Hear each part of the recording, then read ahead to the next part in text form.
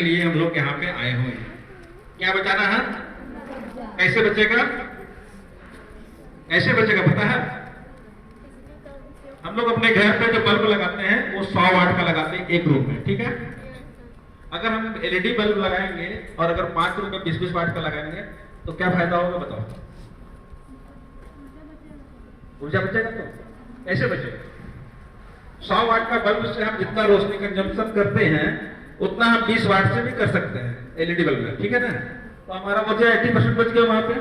हम एक रूम में जितना बल्ब को, जितना रोशनी को, जितना ऊर्जा को इस्तेमाल करते हैं उसको हम 5 रूम में एलईडी बल्ब के माध्यम से हम डिस्ट्रीब्यूट कर देंगे।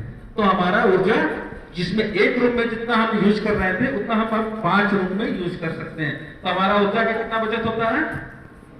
लगभग 80% हम ऊर्जा को एक बार में बचा सकते हैं, ठीक है ना? तो ऊर्जा का जो स्रोत है वो हमें कहां से मिलता है? ऊर्जा हमें कहां से प्राप्त होता है बताओ? उससे खरीदने में पैसा लगता है क्या? वो तो फ्री है, हमें जितना जरूरत उतना ले सकते हैं, ठीक है? तो ऊर्जा हमें बहुत आसानी से, बहुत सरलता से हमें प्रचुर मात्रा में मिलता है, जिसका उपयोग हम लोग नहीं कर पाते थे, लेकिन अब हमें करना है क्योंकि ऊर्जा को बचाना है। ऊर्जा बचेगा तभी जीवन बचेगा, ठीक है? तो ऊर्जा को हमें बहुत तेजी से बचाना है। और ये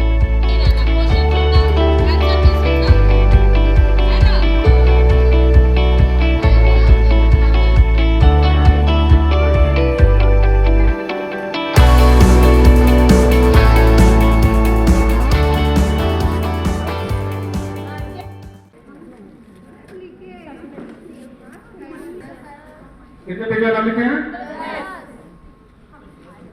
अभी हमारा यहाँ से एक सवाल करेंगे, उसका जवाब आपको उस पर लिखना है, ठीक है? लिखने के बाद क्या करेंगे ना, हाथ को केवल ऊपर उठा कर रखेंगे, अपने जगह पर रहेंगे, कोई इधर उधर भागेगा नहीं, अपना आंसर को लेकर के, ठीक है? फिर हम उसको कलेक्ट करेंगे। यदि आप लोग पूछा जाए तो ऊर्जा का संसाधन कितना है, क्या कहेंगे? प्राकृतिक संसाधन 2 ही है, या तो जो मिलता है अनवीकरणीय और नवीकरणीय, जो रिन्यूएबल होता है और जो एक बार बन चुका है फिर से नहीं बनेगा, ठीक है? ऐसा होता है। उसके बाद अनवीकरणीय संसाधन में जो एक बार रिन्यूएबल हो चुका है, जैसे कोयला, लकड़ी, ये बनता नहीं है, बहुत लेट लगता है। और नवीकरणीय जैसे सौर ऊर्जा, पवन ऊर्जा, ये तो रिन्यूएबल है ना, होते रहता है। उसका आंसर देना, पहला क्वेश्चन ये बोलेंगे, उसके बाद चैलेंज देंगे। कंजक्शन से आप क्या समझते हैं?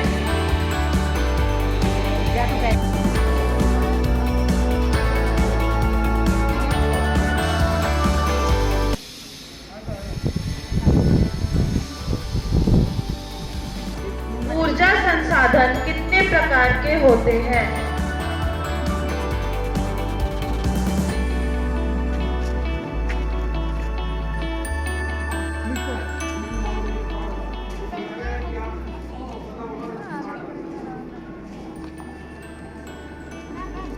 नवीकरणीय ऊर्जा क्या है? नवीकरणीय ऊर्जा क्या है?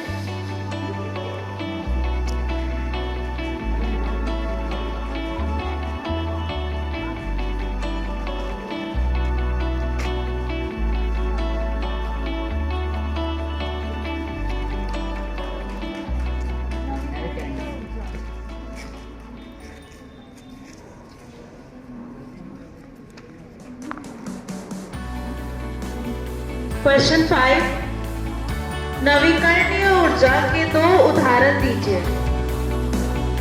नवीकरणीय ऊर्जा के 2 उदाहरण दीजिए।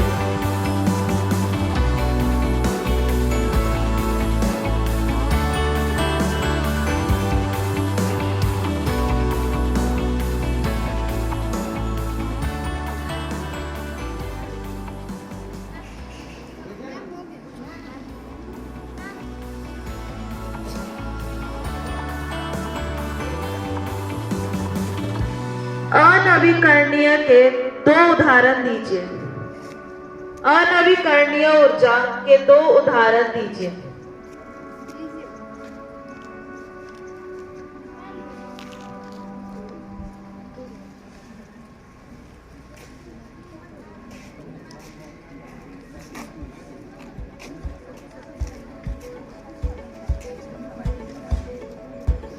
जीवाश्म ईंधन से आप क्या समझते हैं?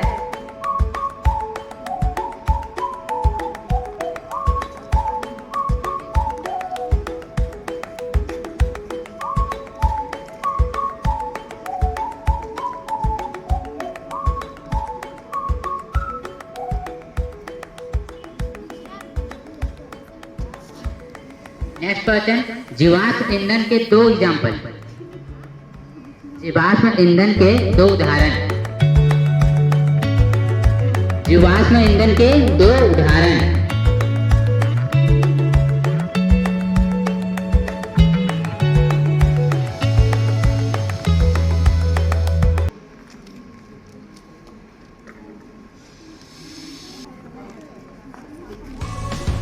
नाइन्थ क्वेश्चन, ऐसे ऊर्जा के उदाहरण दीजिए जिसका प्रयोग पर्यावरण को प्रभावित करता है।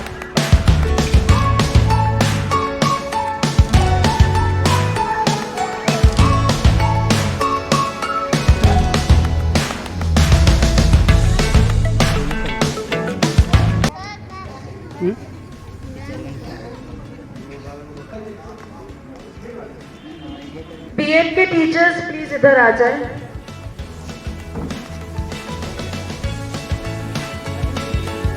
क्वेश्चन 10, परमाणु ऊर्जा क्या है? परमाणु ऊर्जा क्या है?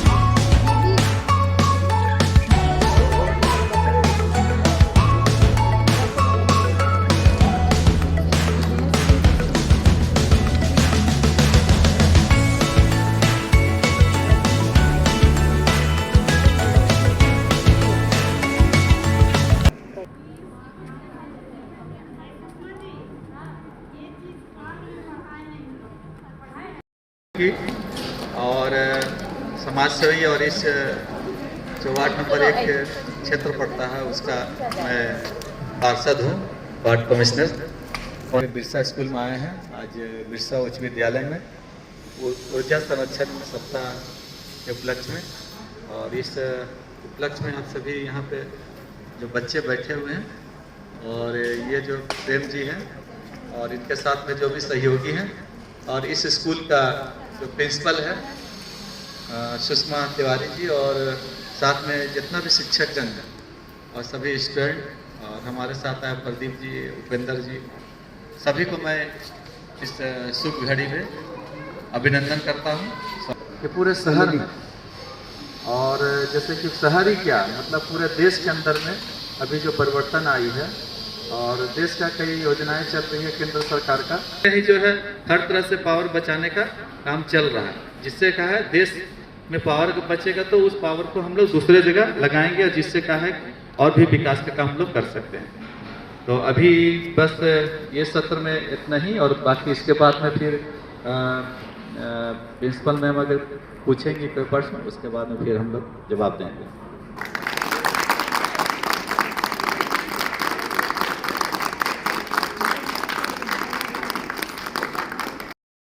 थैंक यू नकुल जी, बहुत अच्छा आप बात बताएं। अब हम एक बात बताएं, अभी 20 बच्चों में से 10 बच्चों का सिलेक्शन हुआ है जिसमें सपना कुमारी, रुचि कुमारी, तन्नू कुमारी, निक्की, खड़े हो जाओ, मुस्कान, सीता, श्वेता, सुहागिनी, गीता खोया और प्रिया, ये 10 लोगों का सिलेक्शन आंसर देने में हुआ। 3 चुना जाएगा तुम लोगों में से। तुम लोग थोड़ा पीछे चले जाओ और तुम लोग आगे आ जाओ, वही बैठे। हाँ वही 10 वाले वही बताए, उन लोग को आगे लाइन में आ जाओ। हैं उसके लिए मशीन चलाते हैं। पहले हम लोग हर एक काम हाथ से करते थे, कपड़ा हाथ से धोते थे, लेकिन अभी हम लोग वॉशिंग मशीन करते हैं। तो हम लोग को सब चीज के लिए ऊर्जा चाहिए और ऊर्जा जब तक नहीं बचाएंगे हम मशीनी युग में जिंदा नहीं रह सकते हैं। और अब हम लोगों का आदत क्या हो गया है, मशीन के ऊपर निर्भर रहने का। तो मशीन के ऊपर हम लोग तभी निर्भर रहेंगे जब हमारे पास पर्याप्त ऊर्जा होगा। तो हम लोग पानी से, धूप से, सबसे ऊर्जा का संचार करते हैं और उसको बचत करने की कोशिश करते हैं। अब देखो 3 क्वेश्चन पूछा जाएगा तुम्हारा।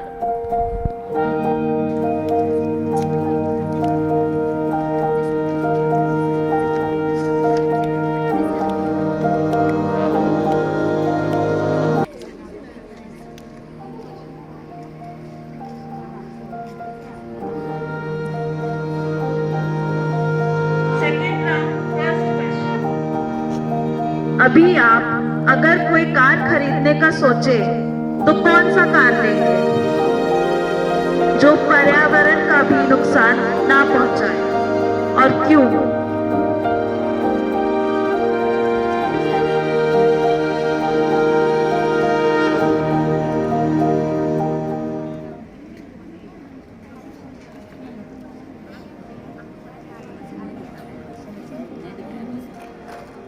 जल्दी लिखिए, समय समाप्त होने वाली है। क्वेश्चन 2, रोशनी के लिए एलईडी बल्ब सबसे सही विकल्प है, कैसे? रोशनी के लिए एलईडी बल्ब सबसे सही विकल्प कैसे है? समय समाप्त। तीसरा क्वेश्चन, ग्रामीण इलाकों में लोगों को ऊर्जा बचत के बारे में आप कैसे जागरूक करेंगे?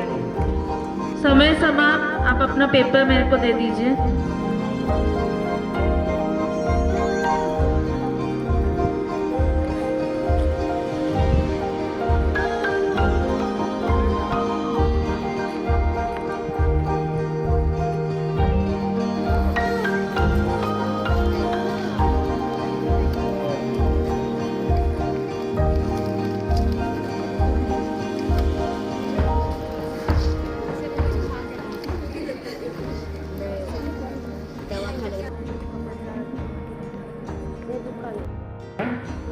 मार्क्स के लिए हमारे टीचर्स करेक्शन कर रहे हैं।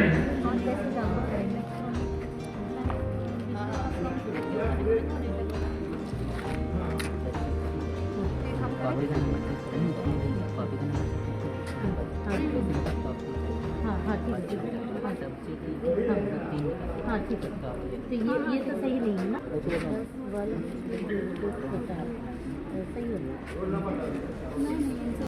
डॉक्टर सुषमा तिवारी है, मैं बिरसा उच्च विद्यालय हथिया गोंडा की प्रिंसिपल। बचाना और ऊर्जा पैदा करना दोनों ही हमारे बस में। पहले हम लोग के समय में हम लोग को पता नहीं था कैसे हम लोग ऊर्जा बचाएंगे, क्या करेंगे। तो हम लोग क्या करते थे, 100 वाट का बल्ब जलाते थे, जो कि एक बल्ब में हम लोग बहुत ज्यादा खर्च करते थे।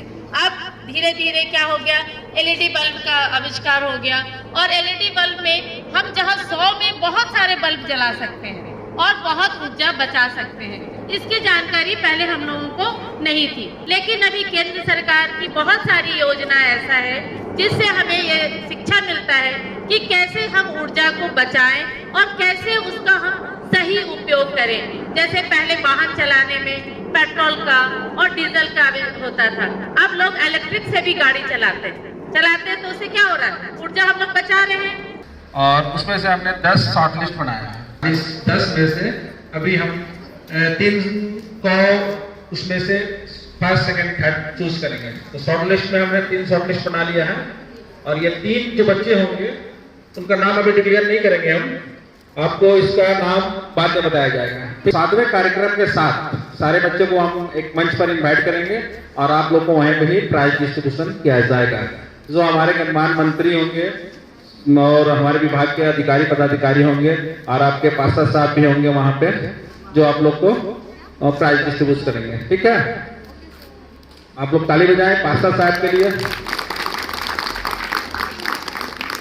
और हमारे स्कूल के लिए बहुत सोचते हैं और बहुत अच्छा लगा कि तुम लोग इतना अच्छा पार्टिसिपेट की और उसमें 3 लोगों का नाम आ ही गया है और वो 30 में से 10 बच्चे का जब आया तो भी अच्छा लगा कि चलो हम कुछ जानते हैं, है ना। अब उससे भी अच्छा लगेगा जब फर्स्ट सेकंड थर्ड का रिजल्ट आएगा। चलो पहले अपने लिए जोरदार ताली बजाओ कि तुम लोग इसमें पार्टिसिपेट की। लोगों के बीच में बहुत अच्छा से क्वेश्चन पूछे और बहुत अच्छा से जवाब भी बताया गया कुछ, तो हम इनके लिए उनको धन्यवाद देते हैं और आगे भी ऐसा प्रोग्राम करते रहें, इसीलिए इसके लिए भी हम उनको आमंत्रित करते हैं।